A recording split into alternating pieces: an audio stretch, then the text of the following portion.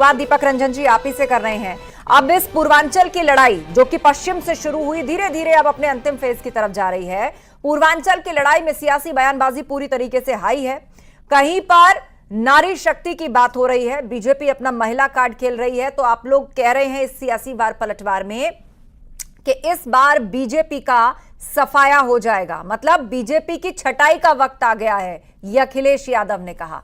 मुझे जरा आप ग्राउंड रिपोर्ट्स के माध्यम से या फिर अभी तक जिस तरह की वोटिंग पैटर्न को हमने देखा है उसके माध्यम से बताइए कि कैसे आप सत्तारूढ़ दल को उखाड़ फेंकेंगे जो आप कहते हैं कि छटाई का वक्त आ गया है।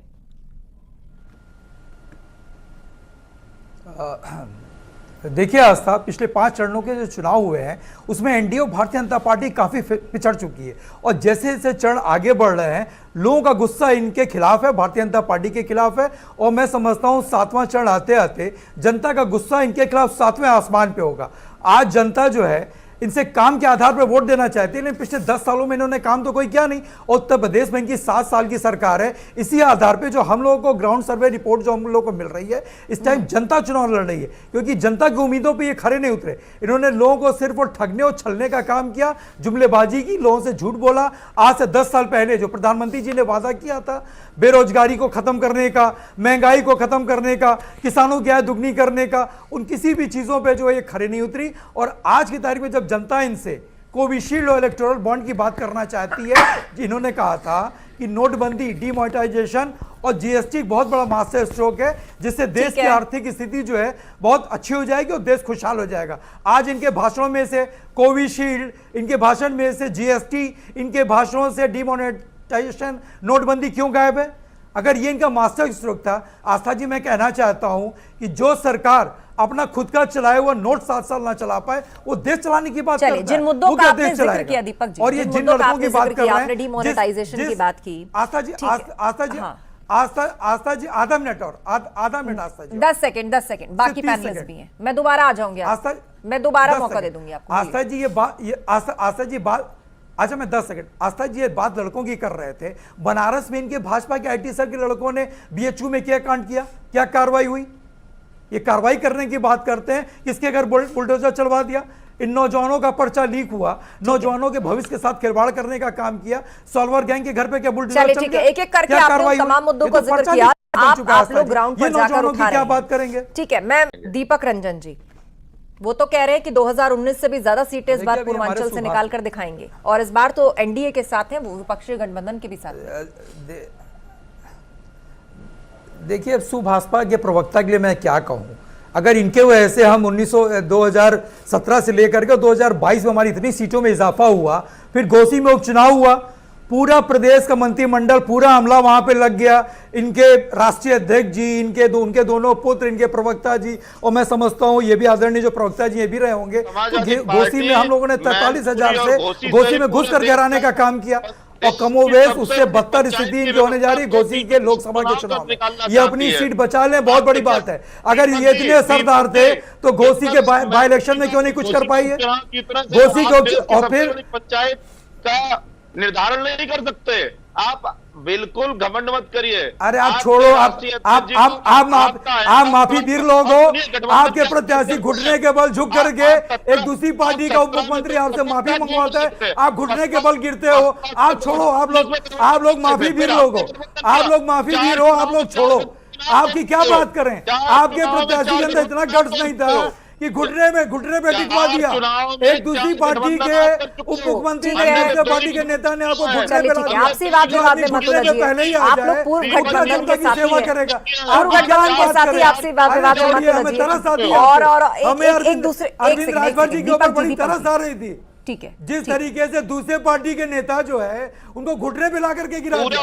माफी चलिए ठीक है, ये सब मुझे लगता है कि जब गठबंधन अलग हुआ होगा तो वो सीन रिक्रिएशन आप यहाँ पर कर रहे हैं, ऐसा लग रहा है कि वही सब यहाँ रिपीट हो रहा है। चलिए कोई बात नहीं, अब राहें अलग अलग है, आप दोनों के दावे अपने अपने साथ हैं। लगातार इनकी हताशा निराशा इनकी दर्शा रही है। सुनने की बूता नहीं आस्था जी लोगों के अंदर, सुनने की बूता नहीं, क्योंकि इन्होंने कुछ किया तो है नहीं।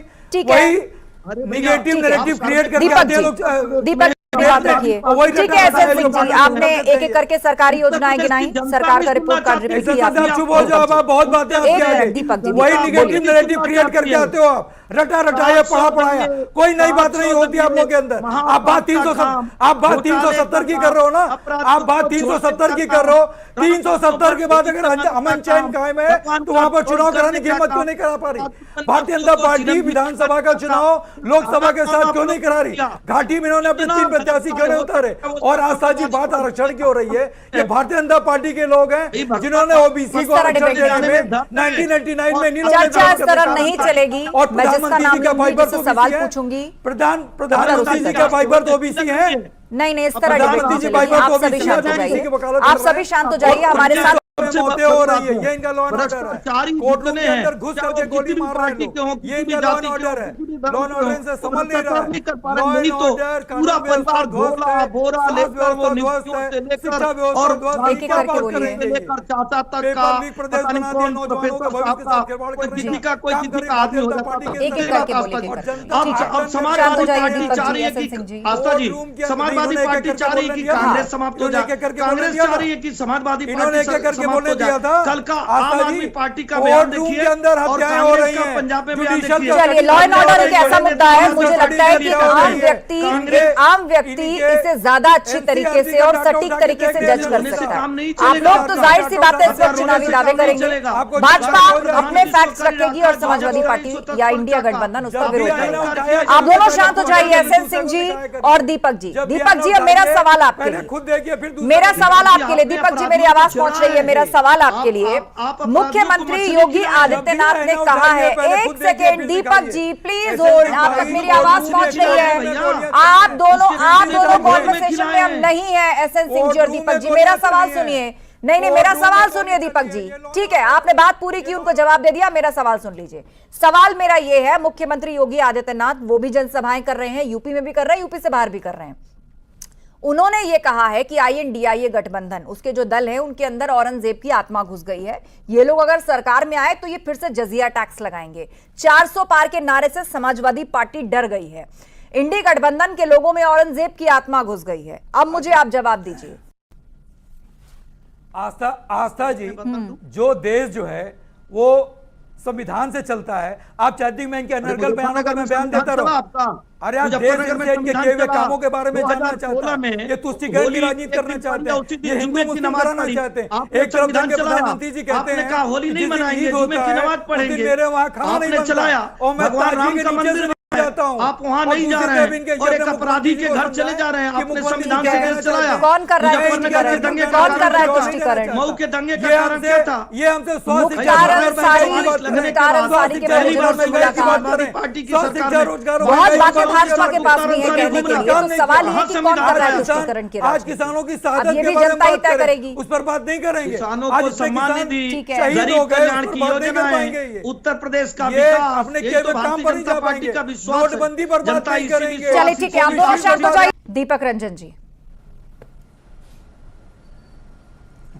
ये प्रवक्ता जी को क्या हो गया? ये घोसी उपचुनाव के बारे में एक शब्द नहीं बोल रहे हैं, इनको भूल गए क्या? अभी तो हमको लगता है साल पहले हुआ था घोसी का उपचुनाव, और अभी इनके राष्ट्रीय, और वो इस वक्त घोसी में बैठे भी हैं जब वो ये सारी बातें कर रहे हैं। अभी इनके राष्ट्रीय आस्था जी लेट मी कंक्लूड, इनके जो राष्ट्रीय अध्यक्ष जी हैं वो जनता से अपील कर रहे हैं, और सारा वीडियो फुटेज, सारा जो विजुअल्स लोगों ने देखा होगा, वो जनता से अपील कर रहे हैं वोट देने की। जनता साफ कह रही है नहीं देंगे वोट। शायद हमको लगता है हमारे प्रवक्ता जी ने वो विजुअल देखा नहीं, आपके चैनल ने भी देखा होगा। जनता खुलेआम कह रही है और इन्हीं के समाज के लोग कह रहे हैं, खैर समाज के फेर में हम नहीं पढ़ना चाहते, इनके खुद के कार्यकर्ता कह रहे हैं। और इससे बुरा क्या हो सकता है कि इनके एक दूसरे दल के जो है नेता ने तो घुटने के बल इनके प्रत्याशी को ला करके खड़ा कर दिया। अरे माफी तक तो ठीक है भाई, मान लीजिए किस बात के लिए घुटने पे वो आ गए, तो जो प्रत्याशी घुटने पे हो, रेंग रंग के चलेगा, जनता की समस्याओं का समाधान कब करेगा वो? तो जनता इस चीज को समझ चुकी है। वहां की देवतुल्य जनता, घोसी की देवतुल्य जनता इनको बुरी तरीके से हराने जा रही है और बुरी तरीके से हारने जा रहे हैं। लोगों का मिनट दीजिएगा अनइंटरप्टेड। अभी इन्होंने कहा कि जो जमीन सरकारी है वो जमीन हमारी है। इनके जो सहयोगी दल है ना, ओम प्रकाश राजभर जी, उसके राष्ट्रीय अध्यक्ष जी ने सोनभद्र में खुले मन से कहा था, खुली सभा में कहा था अपने कार्यकर्ताओं से कि जाकर के कब्जा कर लो सरकारी जमीनों पे, जो जमीन सरकारी है वो जमीन हमारी है। मसूद अजहर को छोड़ने का काम किसने किया था? किसकी सरकार ने छोड़ा था मसूद अजहर को? एसएन सिंह जी क्लोजिंग और ये जिसकी बात कर रहे हैं नंदगोपाल, मैं तो निवेदन करते हुए आपके जिम्मेदार चैनल पर ये जरूर कहूंगा कि उत्तर प्रदेश की जनता